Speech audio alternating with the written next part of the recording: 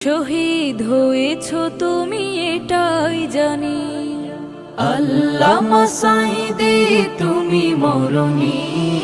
শহীদ হয়েছ তুমি এটাই জানি, শহীদ হয়েছ তুমি এটাই জানি।